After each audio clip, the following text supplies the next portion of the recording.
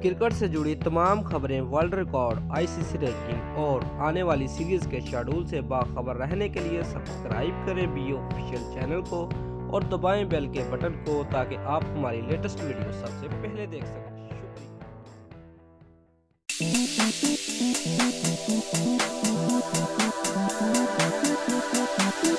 Viewers, cricket West Indies ने contracted और non contracted खिलाड़ियों को पाकिस्तान में 3 मैचों पर मुश्तमिल T20 सीरीज खेलने के लिए $25,000 फीस देने की पेशकश की है।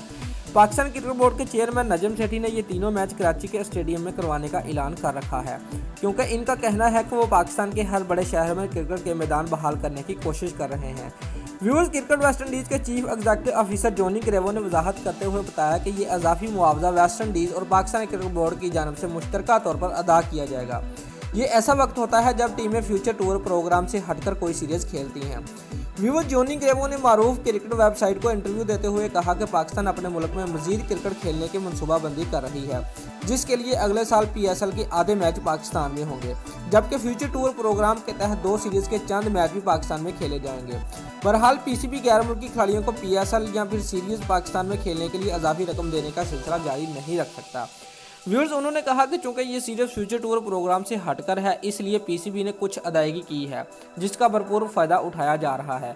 क्रिकेट वेस्टइंडीज इस सीरीज से कोई रकम नहीं ले रही और सिर्फ पाकिस्तान में बहाली क्रिकेट में अपना किरदार अदा कर रही है। व्यूअर्स, क्रिस गिल ने अपने ट्वीट के जरिए कहा कि अगर मुझे टीम के साथ पाकिस्तान जाकर खेलने का मौका मिला तो ज़रूर जाऊंगा और कोई इजाफी मुआवजा नहीं लूँगा, क्योंकि मुझे पाकिस्तान में खेलने का बहुत मज़ा आता है। व्यूअर्स, अगर आपको हमारी वीडियो पसंद आई है तो वीडियो को लाइक और शेयर लाजमी करें और हमारे चैनल को सब्सक्राइब करना मत भूलिए। शुक्रिया।